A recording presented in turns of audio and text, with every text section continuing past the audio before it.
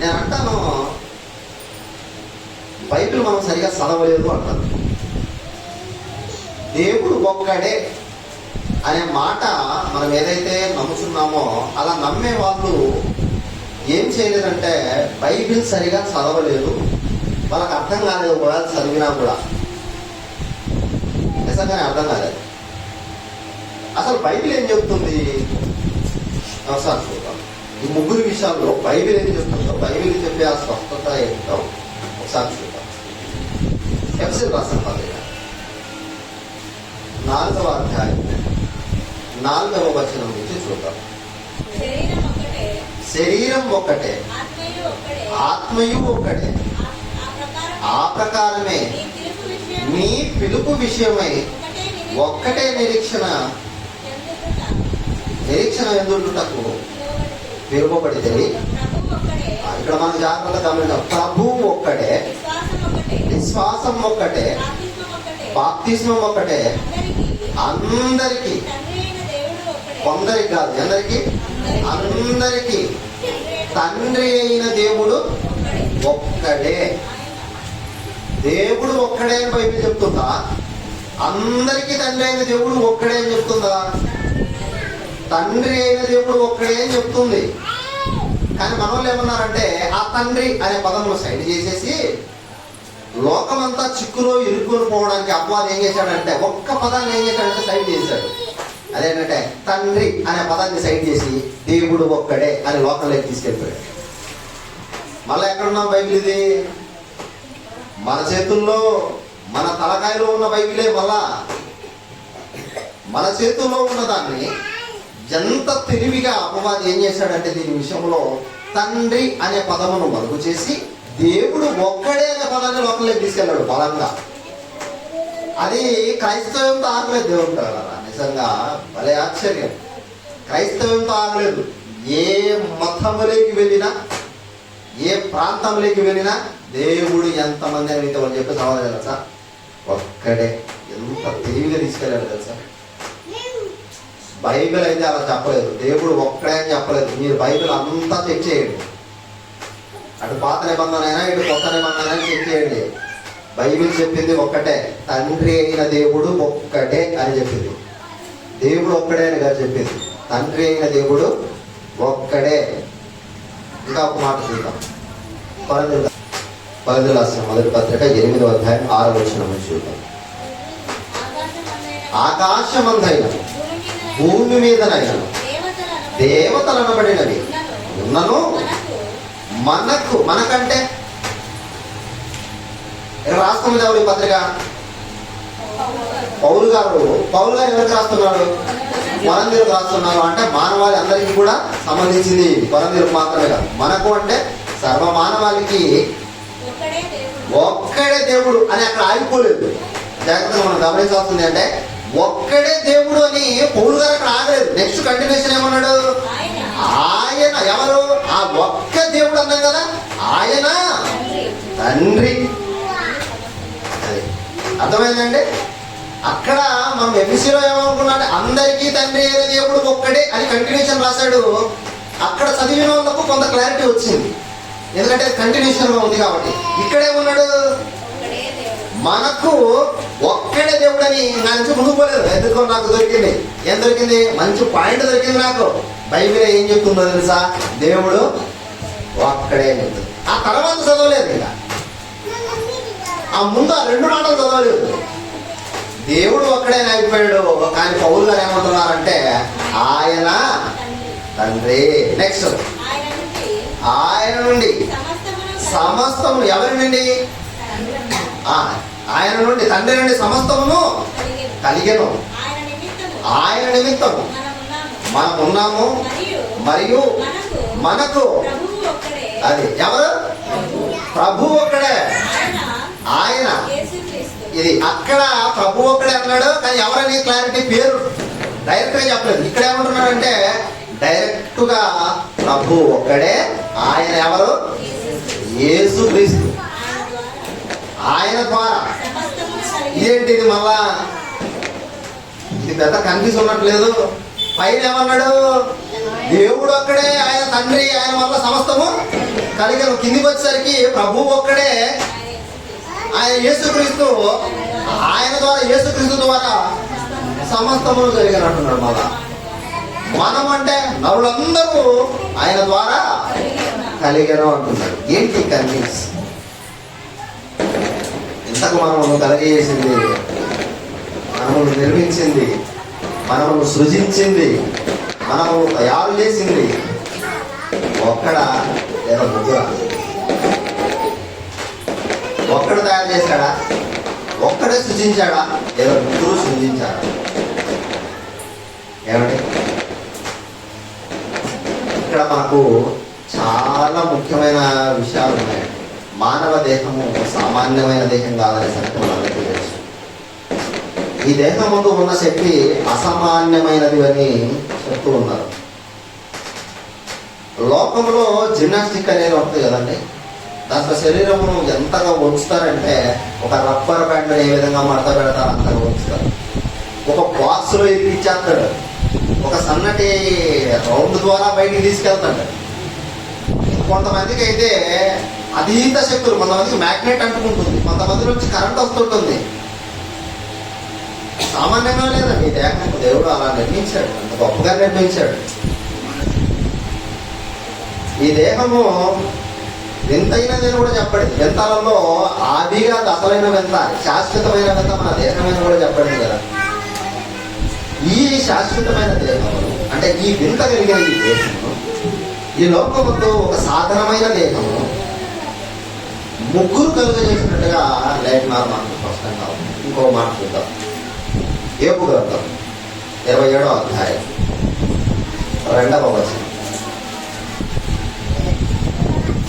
యోబు గ్రంథం, నా ఊపిరి ఇంకను నాలో పూర్ణముగా ఉండుటను బట్టి దేవుని ఆత్మ నా నాసికా రంధ్రములలో ఉండటను బట్టి నా న్యాయమును చాలుగా. 2వ వచనం ఒకటే మళ్ళా చదువుతాం. నా ఊపిరి ఇంకను నాలో పూర్ణముగా ఉండుటను బట్టి దేవుని ఆత్మ నా నాసికా రంధ్రములో ఉండటను బట్టి. అంటే ఇక్కడ ఎవరు కలుగు చేసినట్టుగా కనపడుతుంది? దేవుని ఆత్మ అనే పదం ఎవరికి ఆపాదించబడింది తెలుసండి? పరిశుద్ధాత్మనికే. పాత నిబంధనలో ఆయనను ఆత్మ అని కాకుండా దేవుని ఆత్మ, యెహోవా ఆత్మ అని కూడా రాయబడింది. ఇక్కడ ఎవరు తయారు చేసినట్టుగా మనకు కనపడుతుంది అంటే పరిశుద్ధాత్ముడు తయారు చేసినట్టుగా కనపడుతుంది. ఒక జాగ్రత్తగా మనం గమనిస్తాం. బైబిల్ ఎలా చదవాలనే దానికి మరొక అడుగు భూమికేద్దాం. దేవుడు అన్న నామం ఎంతమందికి ఉంది? ఇప్పుడు ముగ్గురికి ఉంది. ఎవరెవరికి? తండ్రి అయిన దేవుడికి, కుమారుడైన దేవుడు, పరిశుద్ధాత్మ దేవుడు. ఈ లేఖనములు ఎవరిచ్చారు మానవులకు?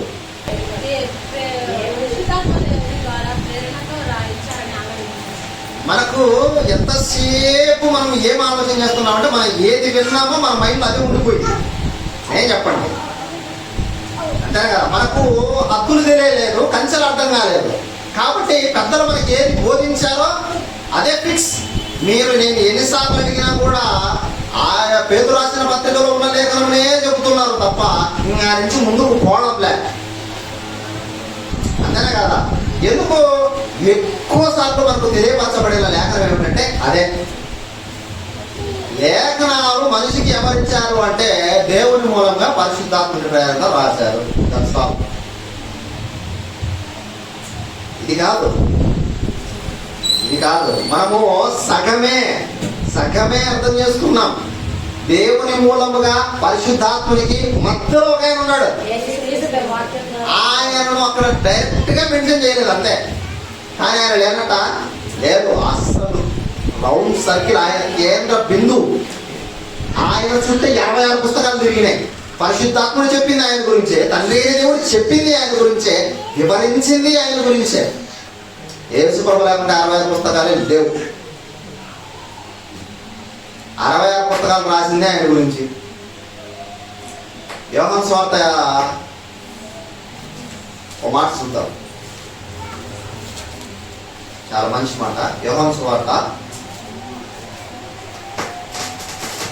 చివరి అధ్యాయం 21వ అధ్యాయం 25వ వచనం.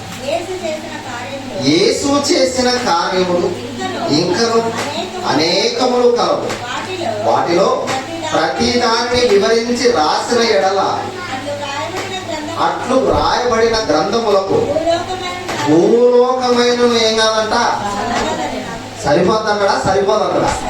సరిపోదన్నాడు. యేసు ప్రభువు చేసిన కార్యములు ఈ 33 సంవత్సరాలు అనుకుంటున్నారా? అవే అనుకుంటున్నారా? లేదు. అంతకుముందు నేను ఒక టైటిల్ చెప్పాను, వాక్యము వచనము లేని అధ్యాయము లేని ఒక రెఫరెన్స్ చెప్పాను. ఏంటని? మన ప్రభువును రక్షకుడనైన యేసుక్రీస్తును గురించిన కొత్త నిబంధన గ్రంథం. అంటే ఇది కొత్త నిబంధన, అంతకుముందు పాత నిబంధన. పాత నిబంధనలు ఆయన చేసిన కార్యములు, పరలోకమందు ఆయన చేసిన కార్యములు అసామాన్యమైనటి. పరలోకమందు కూడా చేశాడంటే బోల్డ్ అని చేశాడు ఆయన. ఎందుకంటే యోహాను సువార్త 1వ అధ్యాయము 1, 2, 3 వచనాలు ఏం చెప్తున్నాయి? సమస్తమును ఆయన మూలంగా కలిగి ఉన్నది ఏది ఆ యేసు ప్రభువు వారు లేకుండా ఇసుక రేణు అయినా సరే, మహా సముద్రం అయినా సరే, ఏదైనా సరే ఆయన లేకుండా జరగలేదు. రైట్. ఎందుకంటే లేఖనాలు ఇచ్చింది ఎవరు? మోషేకు ధర్మశాస్త్రం ఇచ్చింది ఎవరు? రైట్. దేవుడు తండ్రి అయిన దేవుడా, కుమారుడైన దేవుడా, పరిశుద్ధాత్మ దేవుడా? దేవుడు అనే పదమును మనం ఎప్పుడు గుర్తుపెట్టుకోవాల్సిన పదం ఏమిటంటే క్రియేటర్, నడిపించేవాడు, డిస్ట్రాయర్ అంటే నాశనం చేసేవాడు, గాడ్. 3 ఇవి మాత్రం కంపల్సరీగా మనం గుర్తుపెట్టుకోవాలి. దేవుడు అనే పదం వాడుతున్నామంటే జనరేటర్, ఆపరేటర్, డిస్ట్రాయర్ 3 సృజించగలిగిన వాడు, నడిపించగలిగిన శక్తి కలిగిన వాడు, నాశనం చేసే శక్తి కలిగిన వాడు. ఇప్పుడు మోషే గారికి ధర్మశాస్త్రం ఇచ్చింది ఎవరు? ఎట్ట చెప్పగలం? మనకు ఆధారాలు ఏమిటి? మరి ఈయనెవరు?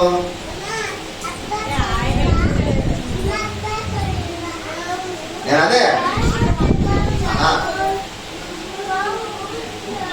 అదే మీకు పక్కాగా క్లారిటీ ఇస్తున్నాను. దేవుడు అనే పదం మన దగ్గరకు వచ్చిందంటే మనం అడగాల్సిన ప్రశ్న ఏంటి? నువ్వు ఎవరి గురించి మాట్లాడుతున్నావు? తండ్రి అయిన దేవుని గురించి మాట్లాడుతున్నావా? కుమారుడైన క్రీస్తుని గురించి మాట్లాడుతున్నావా? పరిశుద్ధాత్మని గురించి మాట్లాడుతున్నావా? దైవత్వంలో నువ్వు ఎవరి గురించి మాట్లాడుతున్నావు అనే ప్రశ్న మనకు రావాలా? మోషే గారికి ధర్మశాస్త్రం ఇచ్చింది ఎవరన్నాడు? దేవుడు అన్నాడు. క్లారిటీ లేదు. ఎవరు? ఎవరు? యేసు ప్రభు కుమారుడైన దేవుడు ఇచ్చాడు. కుమారుడైన దేవుడు ఇచ్చాడు అనడానికి మన దగ్గర ఆధారాలు ఏమిటి? అసలు ఆధారాలు లేకుండా మనం ఏది కూడా మాట్లాడకూడదు. ఎందుకంటే దేవుడు అలా ఇవ్వలేదు. దీంట్లో ఈ గ్రంథం ఉంది. హెబ్రీయులకు రాసిన పత్రిక, ధర్మశాస్త్రం వచ్చేంత వరకు పాపం అంటే ఏంటో తెలియదు, మరణానికి సంపూర్ణమైన నిర్వచనము తెలియదు. హెబ్రీయులకు రాసిన పత్రిక 2వ అధ్యాయం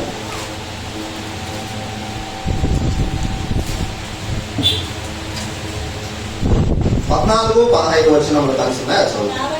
కాబట్టి ఆ పిల్లలు రక్త మాంసములు గలవారైనందున ఆ ప్రకారమే మరణము యొక్క బలము గలవారిని అనగా అపవాదిని మరణము ద్వారా నశింపజేయుటకు జీవితకాలం అంతయు మరణ భయము చేత దాస్యమునకు లోబడిన వారిని విడిపించుటకు ఆయన అంటే ఆ యేసుక్రీస్తు యేసుక్రీస్తు కూడా అంటే అప్పటికే ఎవరున్నారు? రక్త మాంసాలలో అప్పటికే ఎవరున్నారు? పైన మనం అదే కదా చదివాము. ఆ పిల్లలు ఎలా ఉన్నారు? రక్త మాంసాలతో ఉన్నారు. కాబట్టి ఇప్పుడు ఈయన కూడా ఎవరితో పాటి?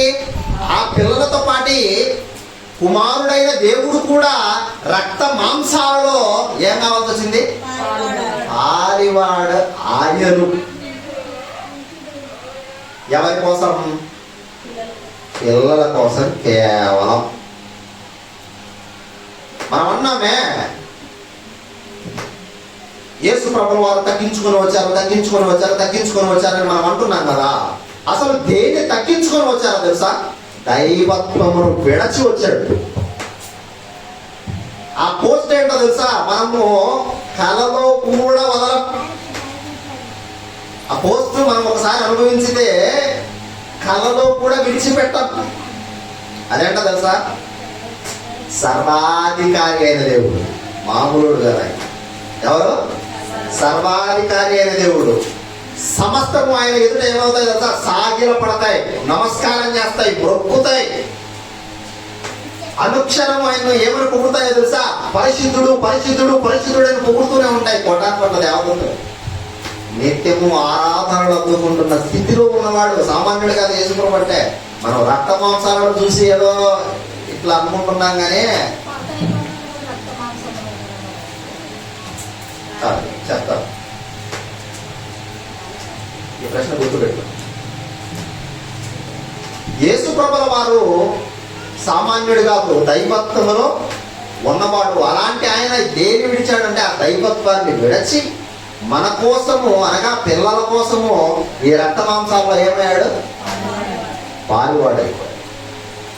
ఇప్పుడు పాలివాడు అయినా పాలివాడు కావడానికి ముందే కొన్ని రూల్స్ అండ్ రెగ్యులేషన్స్ మానవానికి ఇచ్చాడు. ఎందుకు ఇచ్చాడు అంటే ఆ పైన చెప్పాడు కదా, మనిషి దేని చేత భయపడుతున్నాడంట? మరణానికి భయపడుతున్నాడు. జీవితకాలం అంతా దేనికి భయపడుతున్నాడంట? నేనెప్పుడు చస్తాను అని వణికిపోతున్నాడు. అట్లాంటి ఆ మరణం నుంచి ఆ భయాన్ని పోగొట్టడం వరకు స్వయాన ఎవరు దిగొచ్చారు? దైవత్వములో ఉన్న కుమారుడిగా రావాల్సి వచ్చింది. ఎందుకనేది చెప్తాను. దైవత్వంలో ఉన్న అంటే సమస్తమును సర్వాధికారిగా ఆరాధనలు అందుకుంటున్న ఆయన ఎందుకు నరమాంసంలోకి రావాల్సి వచ్చిందంటే ఒక రీజన్ ఉంది. మరి అంతకుముందు అక్కడ ఉన్న స్థితిలో ఆయన పొజిషన్ ఏంటి? కుమారుడేనా?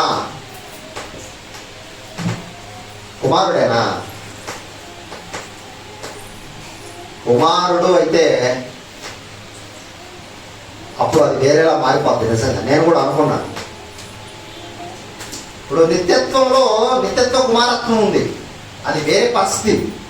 కానీ ఆ పరిస్థితికి ముందు గురించి కూడా మనం ఆలోచన చేయాలి. దేవుడు అంటే దేవుడి యొక్క సమస్తమును మనం చూడాలి. ఇప్పుడు కుమారుడు అనే బంధమును బట్టి మనకు ఏమర్థం అవుతుంది? ఆయన పుట్టాడు అన్నట్టుగా లేదు. తండ్రికి అయినా పుట్టాడు, లేదా దేవుడు ఆయనను కలవ చేసుకున్నాడు, లేదా దేవుడు ఆయన నిర్మించుకున్నాడు అన్నట్టు లేదు. ఆ పదం అట్టే ఉంది కదా. ఇంకా చెప్పాలి అంటే ఆయన సుప్రీం, ఆయన తర్వాత ఈయన అన్నట్టు లేదు ఆ పదం. అది కాదు, బైబిల్ అలా చెప్పలేదు. అలా చెప్పలేదు యేసుప్రభు గురించి. యేసుప్రభుల వారి యొక్క స్థితిగతులు వేరే. తండ్రి అయిన దేవుడు ఎలాగో ఉన్నాడో కుమారుడైన క్రీస్తు కూడా అలాగే ఉన్నాడు. కుమారుడు అని అన్నప్పటికీ ఒక రీజన్ ఉంది, ఒక కారణం ఉంది. ఆ కారణముతోనే యేసు ప్రభుల వారికి కుమారుడు అనే ఒక పదమును, ఒక నామమును ఆపాదించవలసిన పరిస్థితి వచ్చింది. దేవుడా, ఆ ఒక్క రీజన్ ఏమిటంటే రక్షణ విషయములో ముగ్గురు వేసిన ప్రణాళికలో ఒక పార్ట్గా అనగా రక్షకుడిగా ఈ భూమి మీదకి ఎవరు రావాల్సి వచ్చిందంటే యేసు ప్రభుల వారు రావాల్సి వచ్చింది. ఆయన రావడాన్ని బట్టి, ఆయన ఈ లోకమందు శరీరధారిగా రావడాన్ని బట్టి ఆయనకు ఇవ్వబడిన ఒక టైటిల్, లేదా ఒక భావజాలం, ఒక రిలేషన్ ఏమిటంటే కుమారుడు. కుమారుడు అని ఎందుకు ఇవ్వాల్సి వచ్చింది? దేవుడే ఇవ్వచ్చు కదా డైరెక్ట్ గా, దేవుడే మీకోసం దిగి వచ్చాడు అని ప్రతి చోట దేవుడు అని రాయొచ్చు కదా. దేవుడు అని రాస్తే జనాలు కన్ఫ్యూజ్ అయిపోతారు. విశ్వాసం అనేది ఇక ఉంచరు. విశ్వాసం అనేది ఉంచరు. ఎందుకు ఉంచరు అంటే ఆల్రెడీ ఈ భూమి మీదకి శరీరదాకా ఎవరు వచ్చారు? యేసు ప్రభువు వచ్చారు. ఈయనే దేవుడు, ఈయననే పూజించండి, ఈయననే ఆరాధించండి, ఈయనే అని చెప్తే దేహ రక్త మాంసములు పరలోక రాజ్యమును ఎందుకు స్వతంత్రించుకోను? ఇవి నాశనం అయిపోయేటివి, ఇవి మృతులమైపోయేటివి, ఇవి ఎప్పటికీ పనికొచ్చేటివి కాదు. శాశ్వత కాలం నిత్య జీవములో ఉండుటకు ఇవి పనికొచ్చేటివి కాదు. ఇట్లాంటివి దేహంలో ఉన్నాయన నేను దేవుణ్ణు అని ప్రతి చోట కుమారుణ్ణి కాదు అని చెప్పుకుంటే అది చెల్లుబాటు అయ్యి కాదు. ఆయన చెప్పాడు నేను దేవుణ్ణి అని చెప్పాడు, కానీ దానికి ఒక రీజన్ కూడా చెప్పాడు. ఎప్పుడు ఏంటి అనే పరిస్థితిని కూడా చెప్పాడు, ఎట్లా అనేది కూడా చెప్పాడు. మనము మిస్అండర్స్టాండింగ్ చేసుకుంటున్నాం. దైవత్వంలో ముగ్గురు సమానంగా ఉన్నారు. ఇది మనకు అర్థం కాకుండా అపవాది నిజంగా మన మనోనేత్రములకు గుడ్డితనాన్ని కలగజేస్తున్నాడు. ఇది అర్థమైతే ఏం జరుగుతుందంటే అద్వితీయ సత్య దేవుడమైన నీవు పంపిన యేసుక్రీస్తును ఎరుగుటయే ఎలా ఎరగమన్నాడు? ఎలా తెలుసుకోమన్నాడు? వాళ్ళగా తెలుసుకోమన్నాడు.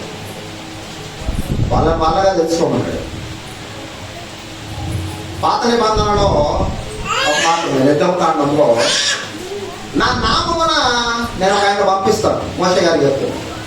ఆయన సన్నిధిలో మీరు ఎలా ఉండండి? జాగ్రత్త, మీ ప్రవర్తన జాగ్రత్త, మీ విషయాలు జాగ్రత్త. ఆయన సన్నిధిలో మీరు భయం కలిగి ఉండండి. ఆయన ఏదైనా డిస్టర్బ్ చేస్తే, ఆయనకు బాధ కలిగిస్తే ఆయన విశ్రాంతిలో మిమ్మల్ని చేర్చుకోవడం చెప్పడింది. అదే ఏప్రిల్ రాష్ట్ర పత్రికలో చెప్పాడు. ఆయన ఎవరు?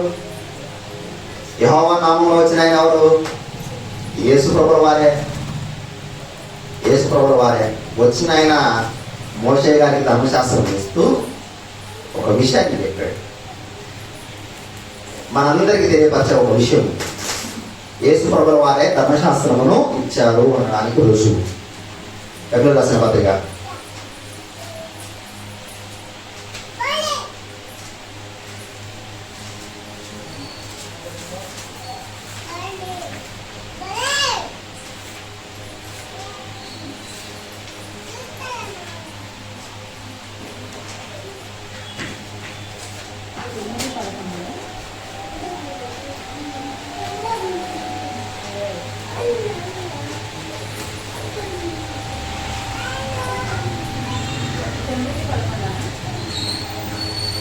కనుక 9వ అధ్యాయము 14వ వచనం, నిత్యుడకు ఆత్మ ద్వారా తనను తాను ఎవరికి?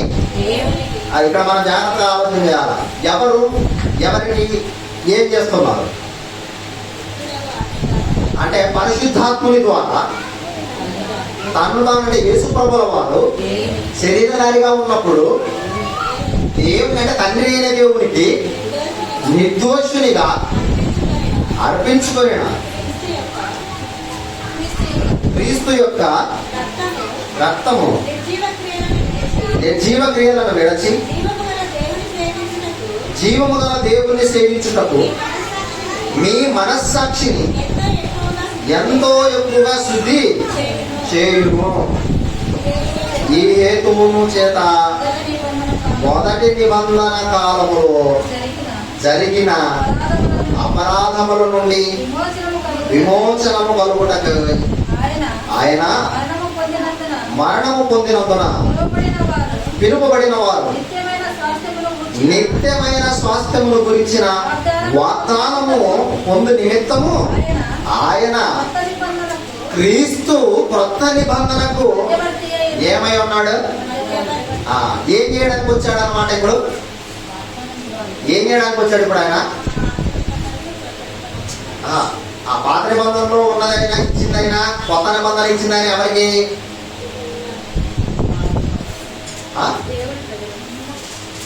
చెప్పండి, ఎవరికి?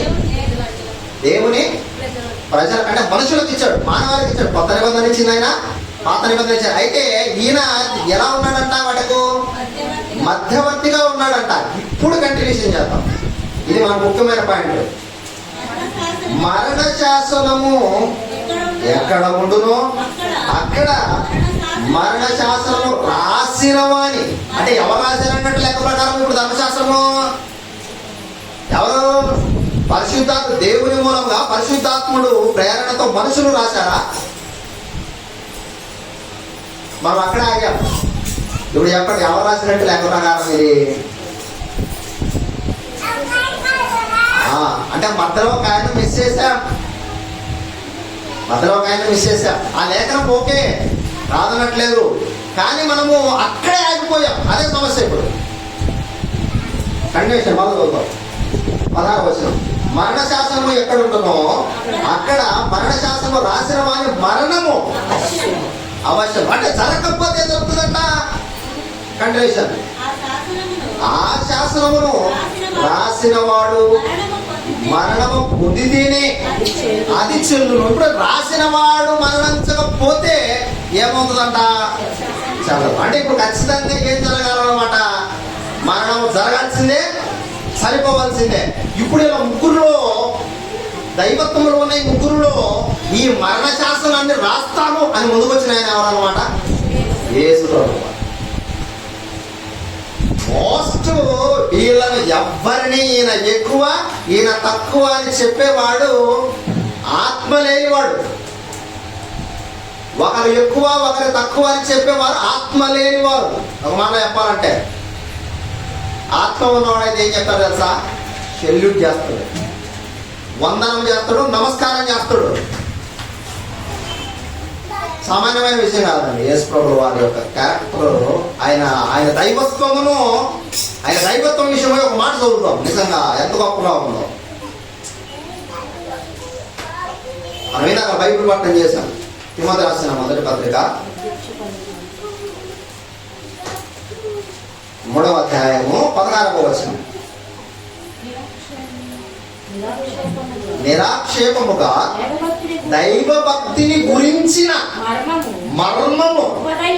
మామూలు చిన్నది కాదు. ఏంటంటే ఇది గొప్పది. గొప్పది అంటే మట్టి బుర్రలకు అందనిది. ఒక మాటలో పైన చదువుకుంటూ పోతే దైవత్వం అర్థమైపోయేటట్టయితే అందరూ చదివేకపోయారా? ఏమంటే నిజంగా ఒక భక్తుడు అన్నాడు, ఆయన ఏమన్నాడంటే, అయ్యా మరి ఇప్పుడు ఆయన బతుకున్నాడా లేదో నాకు తెలియదు. ఆయన యూట్యూబ్లో ఇచ్చిన స్టేట్మెంట్ ఏంటంటే, ప్రపంచంలో ఉన్న ఖురాన్ గ్రంథములన్నింటినీ కాల్చేసిన ఏ ఇబ్బంది లేదు, నేను మళ్ళా రాస్తాను అన్నాడు. ప్రపంచంలో ఉన్న అన్ని గ్రంథాలు కాల్చేసినా కూడా నేను మళ్ళా రాస్తానన్నాడు అతను. అంటే ప్రతి పిన్ను గుర్తు పెట్టుకున్నాడట. అక్షరములో ఒక చిన్న పొల్లు కానీ సున్నా కానీ పోకుండా రాయగలిగిన కెపాసిటీ రాసి చూపించాడు కూడా అంట. ఇది అట్లాంటిది కాదు, ఇది అట్లాంటిది కానీ కాదు. నిజంగా ఆయన దేవుడు ఆయన ఇచ్చిన జ్ఞానాన్ని బట్టి గొప్ప విషయం, కానీ ఇది అలాంటిది కాదండి.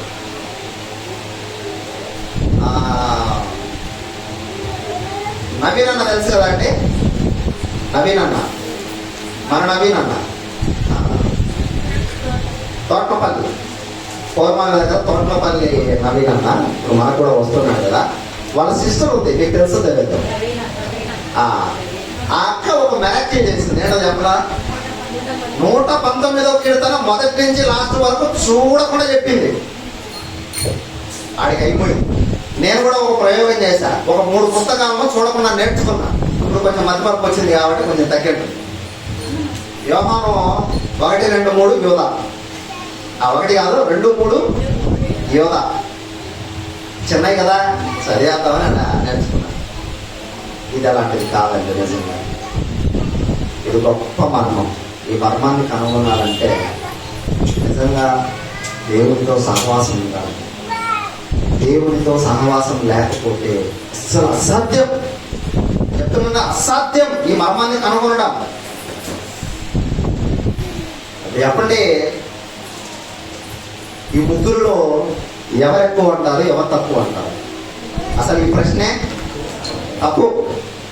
ఈ ప్రశ్న క్రైస్తవంలో రాకూడదు. నిజంగా ఇటు ప్రశ్న ఎవరు అడగకుండా ఉందురు కాక. ఆమె దైవత్వంలో ముగ్గురు సమానంగా ఉన్నారండి. మరి ఎందుకు కుమారుడిగా వచ్చాడు? ఇదే కదా ప్రతి ఒక్క మదిలో మెలుగుతున్నది. ముగ్గురు సమానము. దైవత్వంలో ముగ్గురు క్రియేటర్లు, నడిపించగలిగిన వారు, నాశనం చేయగలిగిన వారు, తీర్పు తీర్చగలిగిన శక్తి ముగ్గురికి ఉంది. వాళ్ళు ముగ్గురు అన్ని చేయగలరు. మరి ఎందుకు కుమారుడు అనే ఒక ట్యాగ్ లైన్తో, ఒక టైటిల్తో యేసుప్రభుల వారు రావాల్సి వచ్చింది? మీరు ఏమనుకుంటున్నారు? మీకు ఏమర్థమైనా ఎందుకు రావాల్సి వచ్చింది అనుకుంటున్నారు?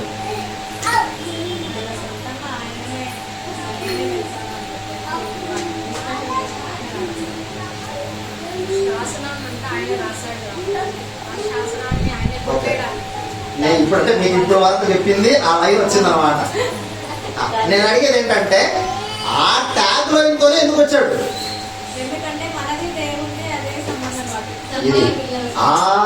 అది అసలు పాయింట్ ఏంటంటే దేవుడిగా ఉన్న ఆయన కుమారుడైన దేవుడిగా ఈ భూమి మీద ఎందుకు రావాల్సి వచ్చిందంటే ఆ సృష్టికర్తకు, అనగా ఆ ముగ్గురికి, మనం చెప్తున్నాం సృష్టికర్త అంటే ఒకరు కాదు ఇక్కడ, ఆ ముగ్గురికి మనం ఎలా ఉన్నామంటే పిల్లలుగా ఉన్నాం, అంటే కుమారులం మనం.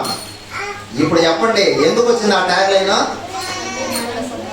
అంతే తప్ప, అందుకోసం వచ్చింది తప్ప. అది కూడా ఎందుకు? ఈ రక్త మాంసాలలో ఆయన పాల్వాడయ్యాడు కనుక మనకేమొచ్చింది? రక్షణ వచ్చింది. కుమారుడు అనే టైటిల్ వచ్చింది. ఏమంటే పరిశుద్ధాత్ముడిని అయ్యా అయ్యా అయ్యా పరిశుద్ధాత్ముడిని కుమారుడు అని ఏమంటే ఎక్కడన్నా ఒక వచనం ఉంటే నాకు దయచేసి చూపించండి. పరిశుద్ధాత్ముడిని కుమారుడు అన్నట్టు ఎక్కడైనా ఒక లేఖనము ఇండైరెక్ట్ గా ఉంటే నాకు చూపించండి. ఎంత గుడ్డోళం అండి, నిజంగా గుడ్డోళమే. ఆ దైవత్వంలో ముగ్గురు ఉన్నప్పుడు శరీరధారిగా రావడాన్ని బట్టి ఆయన కుమారత్వం అనే ట్యాగ్ వచ్చిందండి. పరిశుద్ధాత్మునికి కుమారుడు అని ఆడుందండి. ఆయన ఆత్మ, పరిశుద్ధాత్మ, నిత్యాత్మ, యెహోవాత్మ, ఇవే కదా టైటిల్స్ ఉన్నాయి. కుమారుడు అని ఎక్కడ చెప్పాడు అసలు లేఖనంలో? మీరు ఒకవేళ సర్చింగ్ చేయండి లేదా పెద్దమైన అడిగి కనుక్కోండి, పరిశుద్ధాత్మలో కూడా కుమారుడు అని ఎక్కడ లేఖనం చెప్పిందో. అంటే మన నిమిత్తం విజ్ఞాపనలు చేస్తే, మన నిమిత్తం ప్రార్థనలు చేస్తే కుమారుడు అయిపోతాడా? అయిపోతాడా అంటే కాదు. రక్షణ విషయంలో మన కోసము మనలో నివసించుట కొరకు ఆయన పేరే ఏంటి? పరిశుద్ధాత్మ. పరిశుద్ధాత్ముడు ఎక్కడైనా సరే ఆ పాపం ఉన్న చోట ఉండాలనుకుంటాడా? కానీ ఆయన గొప్పతనం ఏంటంటే పాపుల మధ్యలో నివసించుట కొరకు. ఇంకా చెప్పాలి అంటే డైరెక్ట్గా ఏముందో తెలుసా? కొరింథీయులకు రాసిన మొదటి పత్రిక 3వ అధ్యాయం 16వ వచనం.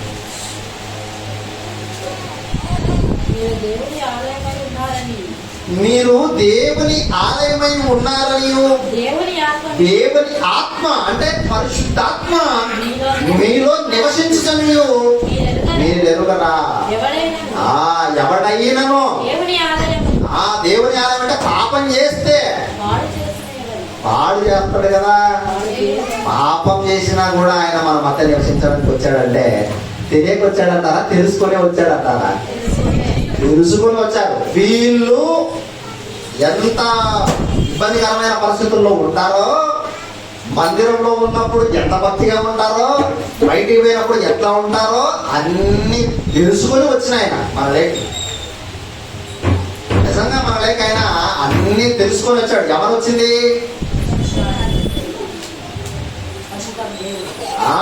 ఈ మాట రావాలా.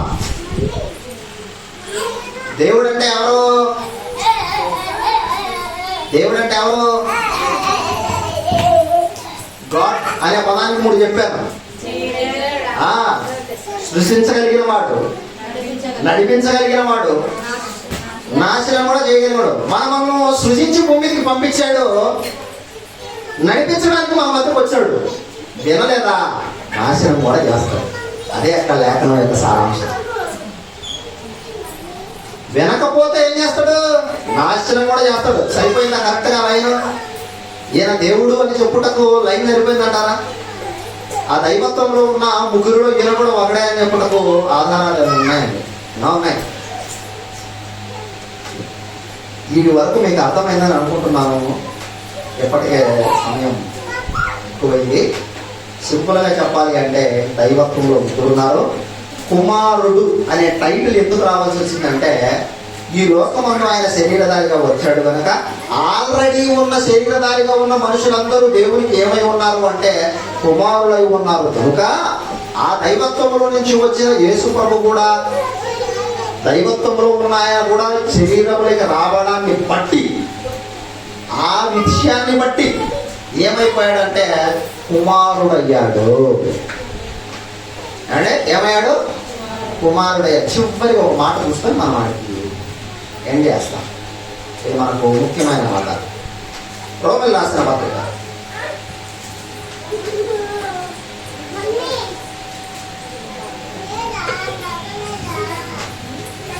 1వ అధ్యాయం. ఇక్కడ ఇదంతా చదవాలంటే కష్టము. సరే, అంతా చదువుదామండి. యేసుక్రీస్తు దాసులను అపోస్తుడుగా ఉన్నటకు పిలువబడిన వాడును, దేవుని సువార్త నిమిత్తము ప్రత్యేకింపబడిన వాడినైనా పౌలు రోమాలో ఉన్న దేవుని ప్రియులకు అందరికీ, అనగా పరిశుద్ధులుగా ఉండుటకు పిలువబడిన వారికి శుభమని చెప్పి రాయినది. మన తండ్రి అయిన దేవుని నుండి ప్రభువు అయిన క్రీస్తు నుండి కృపయు సమాధానములు మీకు కలుగునుగాక. దేవుడు తన కుమారుడును మన ప్రభువుడునైన యేసుక్రీస్తు విషయమైన ఆ స్వార్థను పరిశుద్ధ లేఖనముల యందు తన ప్రవక్తల ద్వారా ముందు వాగ్దానం చేసెను. ఇది ముఖ్యమైనది. యేసుక్రీస్తు శరీరమును బట్టి దావీదు సంతానముగాను మృతులలో నుండి పునరుద్ధానుడైనందున పరిశుద్ధమైన ఆత్మను బట్టి దేవుని కుమారుడిగా ప్రభావముతో నిరూపింపబడెను. అంటే నిరూపింపబడెను. ఆ కంటిన్యూషన్. ఈయన నామము నిమిత్తము సమస్త జనుడు విశ్వాసములకు విధేయులు ఉన్నట్లు యేసుక్రీస్తు ద్వారా మేము కృపను అపోస్తలత్వమును పొందితిమి. మీరును వారిలో ఉన్నవారై యేసుక్రీస్తు వారిగా ఉండుటకు మనం పిలువబడ్డాం. దేవుని నామానికి మహిమ కలుగును గాక. ఆమేన్. నేను ఎవరి నామానికి చెప్పాను?